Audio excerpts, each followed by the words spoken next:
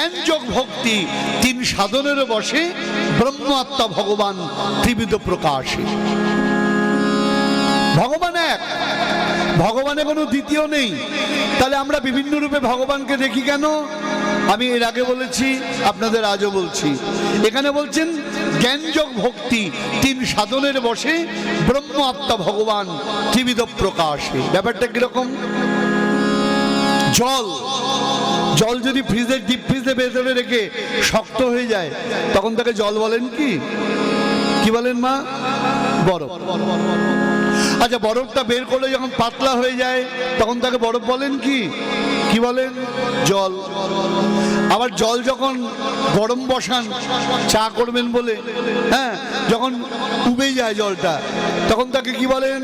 বরফ বলেন নাকি জল বলেন? বাষ্প বলি কি না? তাহলে একই জল, তার তিনটে অবস্থার নাম। একটা শক্ত হলে বরফ, তরল হলে জল, আর বায়বীয় হলে বাষ্প। ঠিক তেমনি বলছেন জ্ঞানী তিনি কি পান? ব্রহ্মকে। যোগী কাকে পান? পরমাত্মাকে। আর ভক্ত কাকে পান? ভগবানকে। তিনজন কি আলাদা? বলে না, তিনজনই এক। বলছেন ব্রহ্মকে শুধু ভক্তমন্ডলী আগে বলেছি, এক লাইনে বলবো। বলছেন বড়হা পিরা বিরামং মৃগমত তিলকং কণ্ডলাক্রান্ত গণ্ডং কঞ্জাক্ষম কম্বুকণ্ঠম স্মিত সুবব মুখম স্বাদুনস্তবেনুম শ্যামং শান্তং ত্রিভঙ্গম রবিকর বসনং ভূষিতং বৈজয়ন্ত্য়া বন্দে বৃন্দাবনস্থং যুবতী শতবৃতম ব্রহ্ম গোপাল বেশম। তাহলে ব্রহ্মকে, গোবিন্দই ব্রহ্ম, তিনি বিরাট। বুঝলাম কি করে? যখন গীতায় আমরা দেখলাম তিনি বিশ্বরূপ দর্শন করাচ্ছেন কাকে? অর্জুনকে। উপলব্ধি করলাম তিনি ব্রহ্ম, আবার তিনি পরমাত্মন। কি করে? কৃষ্ণায় বাসুদেবায় হরয়ে পরমাত্মনে প্রণত ক্লেশ নাশায় গোবিন্দায় নমো নমঃ। তাহলে গোবিন্দ কি হলেন এখানে? কৃষ্ণায় বাসুদেবায় হরয়ে পরমাত্মনে। ব্যাখ্যা করার সময় নেই, আমরা অন্যদিকে যেতে হবে, অনেক দূরে। আর ভগবান কখন? ভক্তিতে তিনি ভগবান। বলছেন সাপ যখন কুণ্ডলী পাকিয়ে শুয়ে রয়েছে, ব্রহ্ম যখন চলতে আরম্ভ করেছে তখন ভগবান। যখন লীলা কার্য করছেন তখন তাকে আমরা কি বলি? পরমেশ্বর ভগবান। ঐশ্বর্যস্য সমগ্রস্ব বীর্যস্ব যশস্রিয়া জ্ঞান বৈরাগশ্চৈব সন্না ভগৈতি শ্রিতা। ভগবান তাহলে অনাদির আদি প্রাণ গোবিন্দ। আমরা কি দেখলাম? তিনি ব্রহ্ম, তিনি পরমাত্মা ভগবান। এবার এই যে পরম ব্রহ্ম ভগবান পরমেশ্বর, তার কিছু শক্তির প্রকাশ আপনাদের কাছে বলবো। যদি ভক্তমন্ডলী এবার মাথা ব্যথা করতে পারে আগেই বলে দিচ্ছি কিন্তু, কারণ কৃষ্ণ তত্ত্ব কিন্তু বড়ই দুর্গম। খুব ঠান্ডা মাথায় যদি না ভাবেন তাহলে কিন্তু তাকে উপলব্ধি করা যাবে না। আমি শুধু বলে যাচ্ছি, আপনারা শুনে যান। জানি না উপলব্ধি কতটা করতে পারবো, কারণ আমার মতো জন আমি উপলব্ধি করতে পারি না। বলছেন পরম ব্রহ্ম ভগবান অনাদির আদি গোবিন্দ, তার তিনটে রূপ। কয়টা রূপ বাবা? তিনটে। বলে কি কি? বলছেন স্বয়ং রূপ, তদেকাত্মরূপ আর আবেশ রূপ। খুব খেয়াল করে দেখবেন, স্বয়ং রূপ, তদেকাত্মরূপ আর আবেশ রূপ। বলছেন স্বয়ং রূপ কাকে বলা হচ্ছে? বলছেন অন্যনাপেক্ষী যদ্রূপং তৎ স্বয়ং রূপং স উচ্যতে। অন্যনাপেক্ষী যদ্রূপং, ব্যাপারটা বোঝা যাবে না, আগে বলে দিচ্ছি। ধরুন, আবার বলছি, গোবিন্দের সঙ্গে তুলনা করবেন না দয়া করে। আমি আমাদের বোঝার সুবিধার জন্য বলছি। আমাদের শরীর তার তিনটে পার্ট।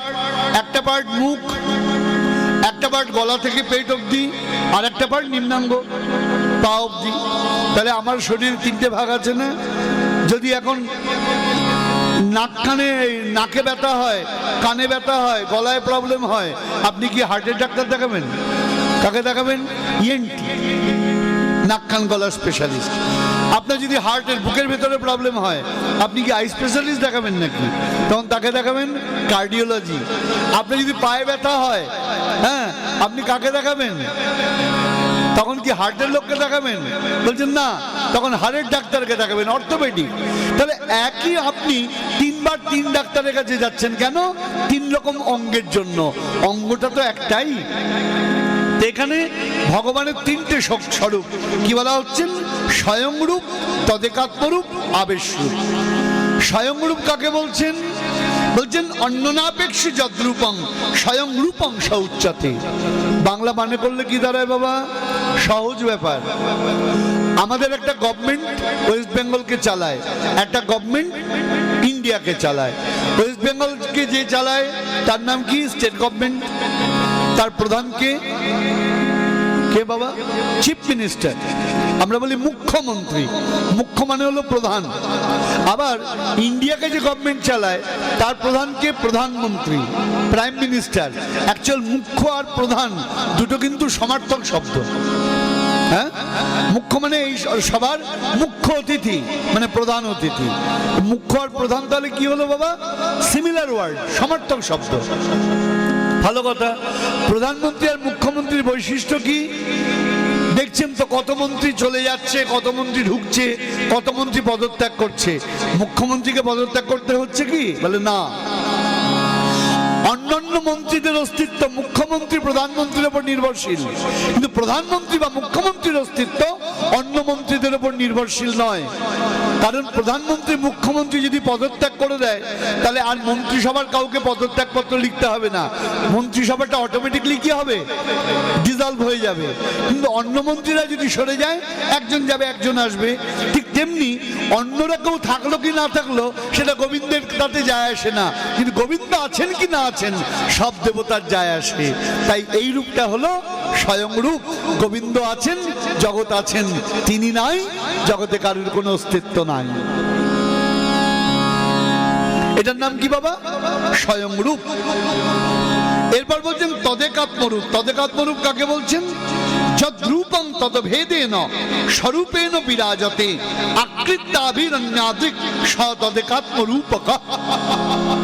বলে সে আবার কিরকম? বলছেন একই স্বরূপ, ভিন্ন মাত্র কায়। আদ্যকায় বুহ কৃষ্ণ লীলার সহায়। জয় নিতাই জয় গো। একটু খেয়াল করে দেখুন, আমাদের মুন্ড রয়েছে।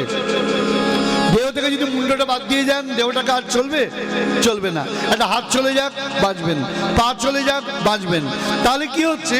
এই দেহটা এর উপর নির্ভরশীল, তাই না? এও এর উপর নির্ভরশীল, কিন্তু গোবিন্দ কারোর উপর নির্ভরশীল নয়। তাহলে কি হলো? ওই যে তদেকাত্মরূপ, দেহটা আমার শরীর হলো মুখের থেকে একটু আলাদা। এটার নাম কি বলছেন বাবা? তদেকাত্মরূপ। তাহলে কি হলো? আর আবেশরূপ কাকে বলছেন? খেয়াল করে দেখুন। বলছেন জ্ঞান শক্তি কলয়া যত্র আবিষ্ট জনার্দন ত আবেশানিগব্দন্তে জীবা এব মহত্তমা। আমরা এক এক করে আসছি। আবেশরূপ কাকে বলে? ভগবান যখন নিজের শক্তি অল্প পরিমাণে কাউকে দিয়ে দেন তখন তাকে বলা হয় আবেশরূপ। আসবো আমরা তার মধ্যে। ঘড়ির কাঁটা ভালো করে দেখে নিলাম, হিসাব করে চলতে হবে, কারণ মেপে আজকে আমাদের চলতে হবে। কিন্তু কারণ আপনাদের আগেই বলেছি, ইচ্ছা করে না এরকম সুন্দর স্থান এত তাড়াতাড়ি করে ছেড়ে যেতে। পরবর্তী অনুষ্ঠান আছে, আবার আমারও একটা বহু দূরে যেতে হয় এই দিনেই পরে যাত্রাটা, তাই বাধ্য হয়ে কিছুটা দ্রুত এগোতে হচ্ছে। তাহলে কি হলো বাবা? এই তদেকাত্মরূপ তার আবার দুরকম ভাগ। কিরকম ভাগ?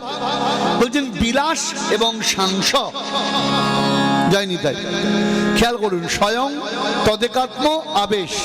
তদেকাত্মর দুই ভাগ। কি কি বলছেন? বিভাস, বিলাস এবং সাংস। বিলাস কাকে বলে? এখানে বলছেন বিলাস আবার দুই প্রকার, প্রাভব, বৈভব বিলাস। বৈভব বিলাস হচ্ছেন বলদেব, আর প্রাভব বিলাসকে বলছেন নারায়ণ। তার আবার চারটে ভাগ: বসুদেব, শঙ্কর্ষণ, প্রদ্যুম্ন, অনিরুদ্ধ। এই যে বাসুদেব রূপ, খেয়াল করুন, এই বাসুদেবের আবার তিনটে প্রকাশ: কেশব, নারায়ণ, মাধব। হলো শঙ্কর্ষণের তিনটে রূপ: গোবিন্দ, বিষ্ণু মধুসূদন। আবার কি বলছেন? প্রদ্যুম্ন, তার তিনটে রূপ, শ্রীধর, বামন, ত্রিবিক্রম। আর অনিরুদ্ধ, তার তিনটে রূপ, ঋষিকেশ, পদ্মনাভ, দামোদর। খেয়াল করে দেখুন কটা হলো। আমাদের দাদুর সঙ্গে তিলকে আমরা কি করি? এই 12টা নাম অঙ্কিত করি, করি কি না? ধরে রাখা একটু কষ্ট। বলছেন তাহলে আমরা কি দেখলাম? তাহলে 3টে করে হলো 12টা। এছাড়া বলছেন এর বিলাস আরো 8টা রয়েছেন। কিরকম? পুরুষোত্তম, অচ্যুত, নৃসিংহ, জনার্দন, হরি, কৃষ্ণ, অদক্ষজ, উপেন্দ্র। এই যে 24টা মূর্তি, এই 24টা মূর্তি হলেন প্রাভব বিলাস। মনে থাকবে? বলে ওরে বাবারি। এবার আসছি আমরা বৈভব বিলাসে। বৈভব বিলাস হচ্ছেন বলদেব চন্দ্র। বলে দূর মশাই, এত কঠিন কঠিন মনে থাকে নাকি? কেন মনে থাকবে না মা? ভেবে দেখুন তো। একটা মুখ, তার কটা ভাগ? কান, চোখ, দাঁত, নাক। চোখের আবার কত ভাগ? ভুরু, পাতা, রেটিনা। তার আবার কত ভাগ? কানের কত ভাগ? দাঁতের কত ভাগ? গোড়ার দাঁতের এক নাম, সামনের দাঁতের এক নাম, পেছনের দাঁতের এক নাম। ভাগ আছে না? তা একটা মানুষের শরীর যদি এত ভাগ হয়, আমার গোবিন্দের স্বরূপের ভাগের নাম থাকবে না কেন? কই তখন তো কঠিন বলি না।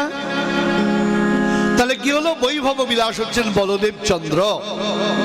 একই স্বরূপ, দুই ভিন্ন মাত্র কায়, আদ্যকায় বুহ কৃষ্ণ, লীলারও সহায়। এই বৈভব প্রকাশ। তাহলে হলো এই বৈভব প্রকাশ হচ্ছেন আরেকটা কি অংশ বললাম? সাংস অবতার। বলদেব থেকে আমরা কি পেলাম? সাংস অবতারের দুটি। আবার বলছেন পুরুষাবতার, এবার লীলাবতার। পুরুষাবতার কে কে? খেয়াল করে দেখুন। বলছেন শঙ্কর্ষণ, কারণসায়ী, গর্ভতসায়ী চ পয়োদ্ধিসায়ী, শেষশ্চ যশাংশ কলা, স নিত্যানন্দাক্ষ রামং শরণং মমাস্তু। আমার বলদেব, আমার নিতাই চাঁদ হলেন এই স্বরূপ শক্তি। কিরকম? পুরুষাবতার। কারণসায়ী বিষ্ণু, তিনি কে? বলছেন মায়াতে ইক্ষণ প্রদান করলেন। কিরকম? চুনের মধ্যে জল দিলে পরে যেমন চুনের মধ্যে বক বক বক বক বক বক আওয়াজ হয়, চুনটা আলোড়িত বিলোড়িত হয়, ভগবান তেমন প্রকৃতিতে ইক্ষণ করায়, প্রকৃতির আলোড়ন বিলোড়ন হয়ে এই জগৎ সৃষ্টি হয়েছে। তিনি কে? তিনি হচ্ছেন কারণার্ণবসায়ী বিষ্ণু। তারপর কি? এই কারণার্ণবসায়ী বিষ্ণুর আবার অবতার আছে, আমরা পরে আসব। তারপর কি বলছেন? গর্ভতসায়ী বিষ্ণু, তিনি কে? আমাদের প্রত্যেকের ভেতরে অন্তর্যামী রূপে ভগবান রয়েছেন, পরমেশ্বর রয়েছেন। তিনি কে? ক্ষীরব্দিসায়ী বিষ্ণু। গর্ভতসায়ী বিষ্ণুকে, যার নাভি কমল থেকে ব্রহ্মার উৎপত্তি হয়েছে। তাহলে কজনকে পেলাম? কারণার্ণবসায়ী, গর্ভতসায়ী, পয়োদ্ধিসায়ী। আর শেষ যিনি এই পৃথিবীকে ধারণ করে রেখেছেন। দেখুন, আমরা বলি মাধ্যাকর্ষণ সূত্র কে আবিষ্কার করেছে বাবা? বলো তো। মাধ্যাকর্ষণ সূত্র কে আবিষ্কার করেছেন? Isaac Newton. সবাই তাই বলবে। ইংরেজিতে আমরা কি বলি? গ্র্যাভিটি। আমার গুরুদেব একটা দারুণ কথা বলেছেন। বলছেন বাবা, শ্রীমদ্ ভাগবত খুলে দেখবে, নিউটনের জন্মের হাজার হাজার বছর আগে এই ভাগবতের মধ্যে এই গ্র্যাভিটি সূত্রের কথা বলা আছে। কিরকম? সূর্য যেমন পৃথিবীকে ধরে রেখেছে, পৃথিবী সূর্যকে কেউ ধরে রেখেছে, পৃথিবী চাঁদকে ধরে রেখেছে, পৃথিবী আমাদের ধরে রেখেছে। আকর্ষণটা কিভাবে এসছে? ডিস্ট্রিবিউট হয়ে গেছে। ঠিক তেমনি অনন্ত কোটি ব্রহ্মাণ্ডকে যিনি ধরে রেখেছেন, তিনি হলেন সংকর্ষণ। শেষ এখান থেকে গ্র্যাভিটি সূত্র এসেছে বাবা। আমরা বুঝি না, উপলব্ধি করি না, আমাদের জিনিস আমরা দাম দেই না, এটাই আমাদের দুর্ভাগ্য। এই গ্র্যাভিটি সূত্র ভাগবতের মধ্যে রয়েছে, অথচ আমরা চিনলাম না, বুঝলাম না। ভাবতে পারেন আমেরিকার নাসার সায়েন্টিস্টরা বলছেন যে ভারতবর্ষের ঋষিরা কোন কোটি, আমরা কোটি কোটি ডলার দিয়ে গবেষণা করে বললাম যে পাহাড়ের সূর্যের তাপ বাড়ছে, পাহাড়ের বরফ গলছে, সেই বরফ গলে সমুদ্রের জলস্তর বাড়বে, তারপর কি হবে, সব জলের তলায় চলে যাবে। আর ভারতীয় ঋষিরা কোনো ডলার খরচ না করে হাজার হাজার বছর আগে একই কথা কি করে বলে গেল, মহাপ্রলয় আসবে, একদিন সব জলের তলায় চলে যাবে, আমরা হিসাবে আনতে পারছি না। এইখানেই ঋষিদের মনীষা। তাহলে কি হলো বাবা, এবার আমরা বললাম ভগবানের সাংস অবতার। কৃষ্ণের যে সাংস অবতার তার কিরকম বলছেন, 6 রকম: পুরুষাবতার, লীলাবতার, গুণাবতার, মন্বন্তর অবতার এবং যুগাবতার। মনে থাকবে এতগুলো? মনে থাকবে না? না, মনে রাখতে হবে। বলছেন প্রথম হলো পুরুষাবতার। পুরুষাবতার কে? একটু আগে যে কারণার্ণবশায়ী, গর্বতশায়ী, পয়দ্যশায়ী বললাম, এটা হলো গোবিন্দের পুরুষাবতার। লীলাবতার কাকে বলছেন? লীলাবতার আমরা মৎস্য, কুর্ম, বরাহ ভগবানের যে 10 অবতার পাই, সেটা হলো লীলাবতার। গুণাবতার কে? বলছেন ভগবানের গুণাবতার হলেন ব্রহ্মা, বিষ্ণু, মহেশ্বর। এই যে বলা হয় দেবাদিদেব মহাদেব পরম বৈষ্ণব, কেন বলা হয়? দেখো আমাদের চরণটা কি করে, আমাদেরকে বহন করছে, তাই তো? আমাদের পা কি করছে, আমাদের বহন করছে, আমাদের সেবা করছে। কপালের ব্যথা করলে কি কপাল টেপে? মা, কে কপাল টেপে? হাত। তাহলে হাত একই শরীরের অংশ, কিন্তু হাত কি করছে? সেবা করছে। আপনার যদি পেটে ব্যথা হয়, আপনি পেট বোলাবে? হাত দিয়ে আমরা পেট বোলাই। চোখে যদি ব্যথা লাগে, কে সেবা করে? হাত। তাহলে হাত শরীরের অংশ, অথচ শরীরের সেবা করছে। মহাদেব গোবিন্দের গুণাবতার, অথচ গোবিন্দকে সেবা করছেন। তাই মহাদেবকে বলা হয় পরম বৈষ্ণব। আমরা বুঝি না বলে তর্ক করি, আমরা বুঝি না বলে ঝগড়া করি, এ বড়, এ ছোট, এ মাঝারি। মনে রাখবেন, যে বলে যে গোবিন্দের সঙ্গে আমার বিষ্ণুর সঙ্গে মহাদেবের পার্থক্য রয়েছে, সে হরিনাম করলেও তার হরিনামে কোনো ফল হবে না। এটা নাম অপরাধের মধ্যে পড়ে যাচ্ছে। এত সুন্দর মিল আমাদের, অথচ আমাদের মধ্যে ঝগড়া ইচ্ছা করে লাগিয়ে রাখা হয়, কারণ সত্যিটা আমাদের কেউ বলতে চায় না। সত্যি বললেই তো বাক্স খুলে যাবে, সবাই তো মিলে যাবে, তাহলে তো ভাগ হবে না। আমরা যে এত দেবদেবীর পূজা করি, বাবা মনে রাখবেন, কোনো দেবদেবীর আলাদা অস্তিত্ব নাই, সবাই গোবিন্দের অংশ মাত্র।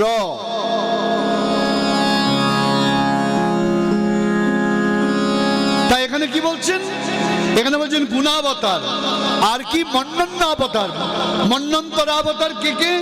বলছেন যজ্ঞ, বিভু, সত্যসেন, হরি, বৈকুণ্ঠ, অজিত, বামন, সার্বভৌম, ঋষভ, বিশক্কসেন, ধর্মসেতু, সুধাম, যোগেশ্বর এবং বৃহৎ ভানু।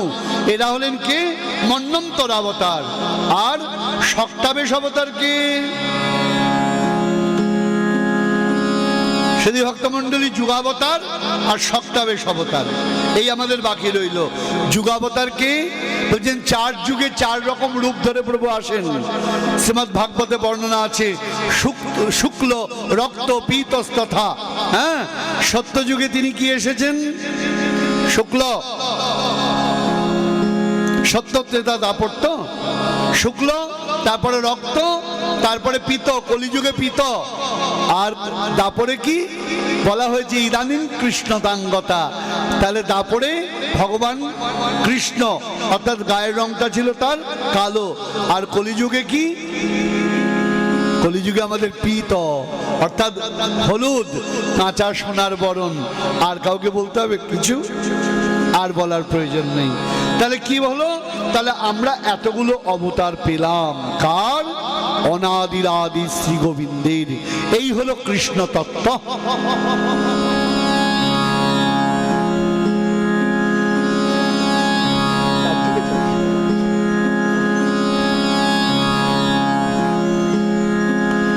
তাহলে আমরা সত্য, ত্রেতা, দাপর, কলি, একটাই শুক্ল, একটাই রক্ত। হ্যাঁ, সত্য, ত্রেতা, দাপরে কি বললাম? কৃষ্ণ, আর কলিতে হলো পীত। তাহলে 4 যুগে আমরা 4 রঙের পেলাম। এটাকে বলছেন যুগাবতার। যুগাবতার কে? যিনি যুগের কার্যটা সঠিকভাবে ব্যাখ্যা করে বলে দেন, যুগাবতার তিনি। এরপরে শক্তাবেশ অবতার, তার সাথে ভক্তমণ্ডলী, এই হলো সংক্ষেপে আমার কৃষ্ণ তত্ত্ব, যার মহত্ব জগতে বোঝা বড় দুষ্কর। শুধু ভক্তমণ্ডলী, তাই গোবিন্দ তত্ত্ব হৃদয়তে যদি আমাদের ভেতরে প্রকাশ থাকে, আমার বিশ্বাস কৃষ্ণ তত্ত্ব যদি হৃদয়তে জ্ঞান থাকে, তাহলে তার কোনো রকম আর অন্যরকম ভাবনা চিন্তা হয় না। আজ আপনারা সবাই এসেছেন একাদশী তিথিতে, হরিবাসর তিথিতে, ভৈমী একাদশী তিথিতে দলে দলে হরিকথা শুনতে। আজ স্বয়ং মহাপ্রভু তিনি স্বয়ং কৃষ্ণ কথা, কৃষ্ণ তত্ত্বের উপদেশ দিলেন। এর উপরে আর কিছু শোনার প্রয়োজন আছে কি? আর তো প্রয়োজন নাই। এখন সময় এসেছে আমাদের সকলকে একত্রিত হয়ে কৃষ্ণ ভজনের। আপনি যে দেবতাকেই পূজা করুন না কেন, আপত্তি নাই, কিন্তু মনে রাখতে হবে আকাশং পতিতং তোয়ং যথা গচ্ছন্তি সাগরম। আকাশের থেকে পড়া জলবিন্দু সব যেমন নদী হয়ে সাগরে যায়, সর্বদেব নমস্কার কেশবং প্রতিগচ্ছতি। তুমি যে দেবতাকেই প্রণাম করো না কেন, তোমার প্রণাম ওই গোবিন্দ চরণে যায়।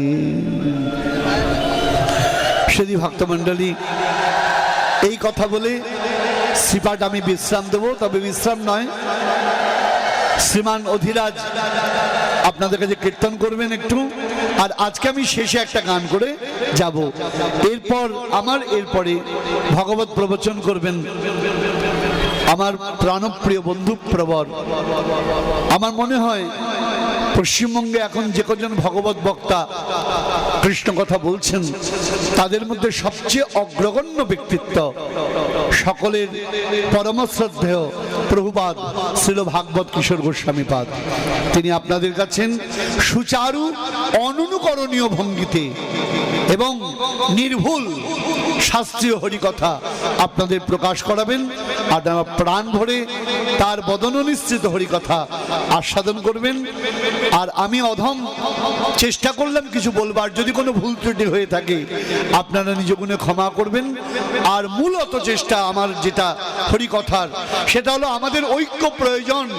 আজ আমাদের সনাতন ধর্ম অবলম্বী আমাদের সবচেয়ে বড় প্রবলেম হলো আমাদের মধ্যে ঐক্যের অভাব। কারণ মূল জিনিসটা আমাদের কেউ বলে না, মূল জিনিসটা আমাদের জানায় না। সবাই আমাদের মধ্যে পার্থক্যের দেওয়াল তোলে। তাই দয়া করে পার্থক্যের দেয়ালে কান না দিয়ে আমরা সবাই একত্রিত হয়ে হরিচিত্ত মনা হয়ে আমরা কৃষ্ণ ভজন করব। আমরা সব দেবদেবীকে সম্মান দেব এই জেনে, কেন তারা সবাই গোবিন্দেরই অংশ। এই কথা বলে এবার যাব চলে, যাওয়ার আগে আমরা যাব প্রাণ ভরে হরি বলে। জয় নিতাই, জয় গৌর, রাধেশ্যাম। আপনারা বসবেন, আমরা একটু কীর্তন করে তারপর যাব। জয় নিতাই, জয় গৌর, রাধেশ্যাম।